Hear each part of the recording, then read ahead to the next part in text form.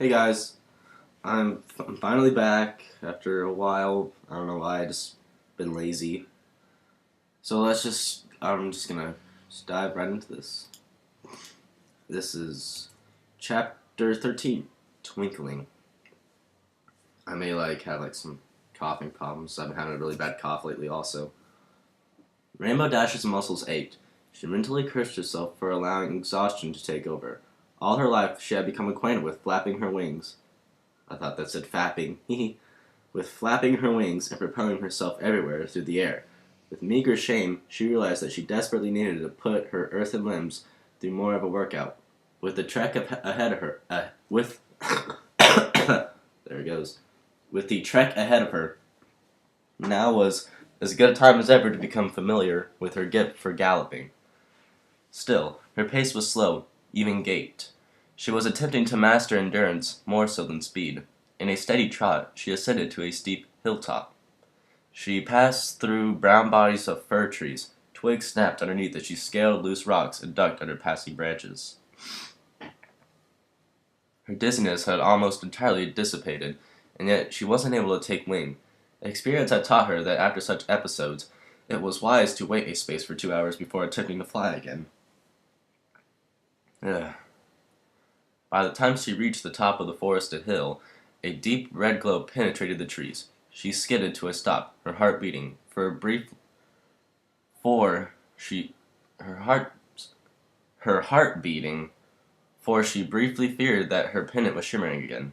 However, as she came upon a break in the trees, she realized it was something else entirely.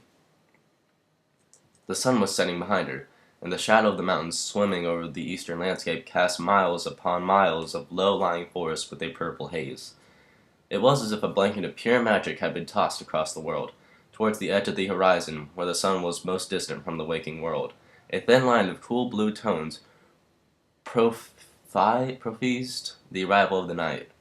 If Rainbow was to face west and then twirl 180 degrees back towards her boundless destination, she'd be greeted with half a spectrum's worth of melting colors.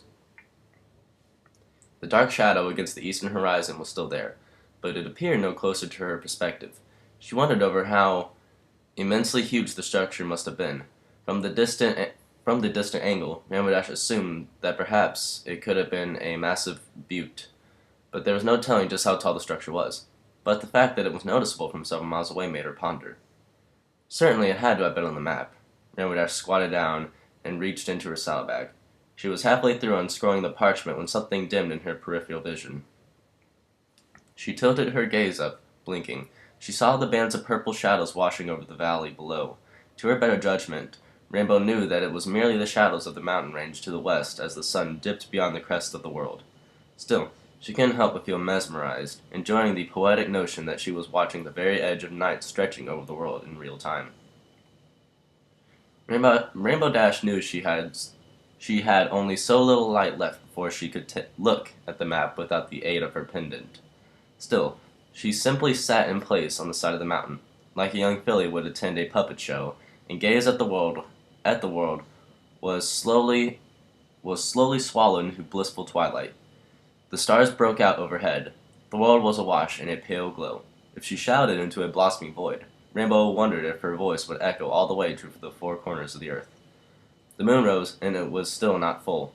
Rainbow Dash judged it would be just a day or two. She wondered if her voice still had any use other than yelling.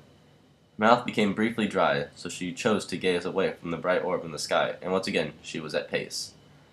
Rainbow Dash never saw herself as a mare who appreciated beauty, but perhaps it was never too late to start. She sat there, staring into the edge of night, not bothering to count the passing hours. Sleep came upon her like a phantom, and she couldn't remember when the twinkling stars ended and her rolling eyes began.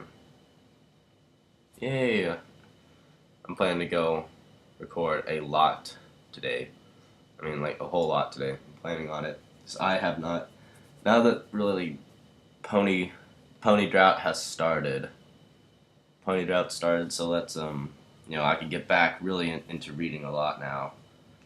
Just now that everything's settled, probably. And my school will be almost out in almost 3 months. So once summer really rolls around, which is in the middle of the pony drought, and there's no school, and I'll literally be doing nothing. That's when I plan on finishing this, and I plan on finishing anthropology before that. So yeah. Goodbye, everybody.